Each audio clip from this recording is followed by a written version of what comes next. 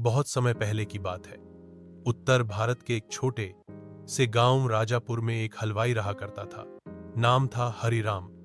हरिराम कोई आम हलवाई नहीं था, बल्कि वह बेहद चालाक, ईमानदार और हुनरमंद था। उसका हलवाई की दुकान बहुत ही प्रसिद्ध थी।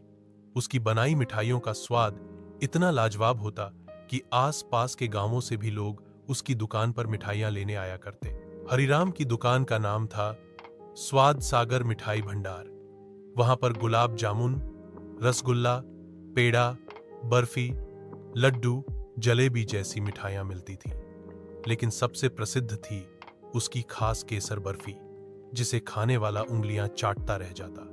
हरिराम सुबह 4 बजे उठता, गाय का ताजा दूध निकालता और सबसे पहले अपनी बर्फी तैयार करता।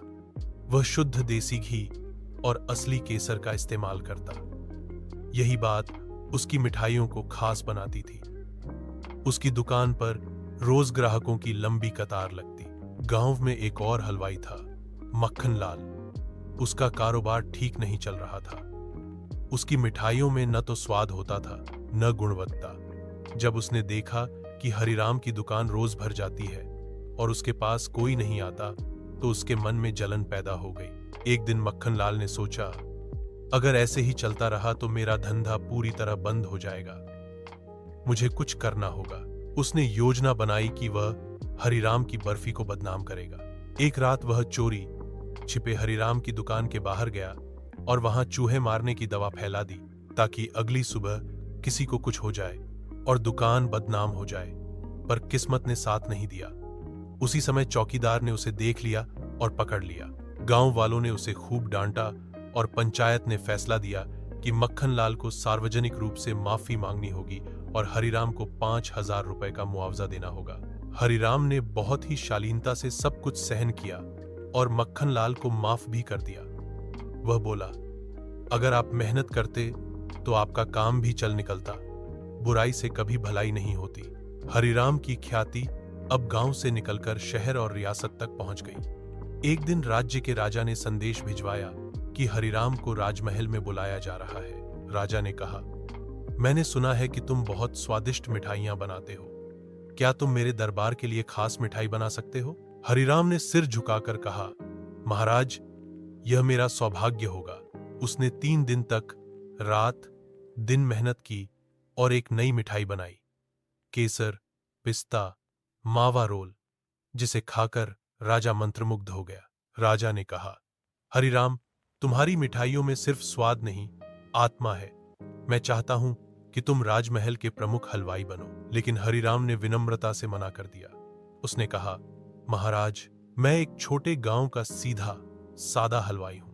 मैं अपने लोगों के बीच रहकर ही उन्हें खुश देखना चाहता हूं। आप मुझे जो इनाम देना चाहें दे दीजिए, पर मैं गांव नहीं छोड़ सकता। राजा उसकी बात सुनकर बहुत प्रभावित हुआ और उसे राज्य शिल्प गौरव पुरस्कार से सम्मानित किया और गांव में एक नई दुकान और एक दूध डेयरी बनवाने के लिए धन भी दिया। हरिराम की प्रसिद्धि अब बहुत दूर दूर तक फैल चुकी थी। अब कई व्यापारी उसके पास फ्रेंचाइजी खोलने की बातें करने लगे। शहर से एक बड़ा व्यापारी धनराज हरिराम के पास आया। उसने कहा, मैं चाहता हूं कि हम साझेदारी करें।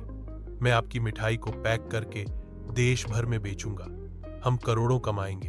हरिराम ने मुस्कुराकर कहा, धनराज जी, मुझे पैसे से ज्यादा संतोष प्यारा है और स्वाद का रहस्य हाथ से बनाई मिठाइयों में है, मशीनों में नहीं। धनराज ने बहुत मनाने की कोशिश की, पर हरिराम ने मना कर दिया। 1 महीने बाद हरिराम को पता चला कि धनराज ने उसकी मिठाइयों की नकल की है और स्वाद समुंदर नाम से एक ब्रांड खोल दिया है। मिठाइयां दिखने में बिल्कुल वैसी ही थीं, पर स्वाद में जमीन आसमान का फर्क था। हरिराम परेशान हुआ, लेकिन उसने कोई कानूनी कार्रवाई नहीं की। उसने बस एक बोर्ड अपनी दुकान पर लगवाया, यहां हर मिठाई हाथ से, दिल से और सच्चाई से बनाई जाती है।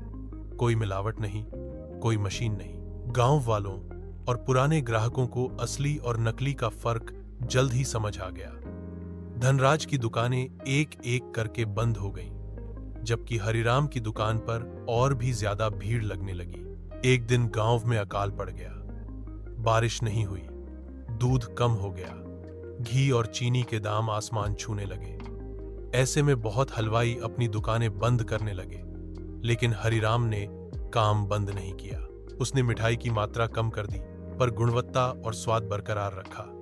कुछ मिठाइयां उसने नई बनाई जो कम घी और चीनी में भी स्वादिष्ट थीं। उसने गांव की औरतों को काम पर लगाना शुरू किया। कोई चक्की चलाती, कोई पत्ते पैक करती, कोई दूध उबालती। धीरे धीरे गांव के कई परिवारों को उससे रोजगार मिलने लगा।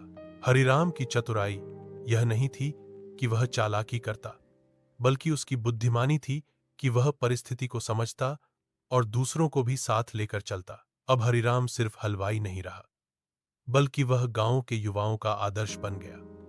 वह हर साल एक प्रतियोगिता रखता, स्वाद के उस्ताद, जिसमें बच्चे मिठाई बनाकर लाते, और विजेता को वह मिठाई की ट्रेनिंग देता।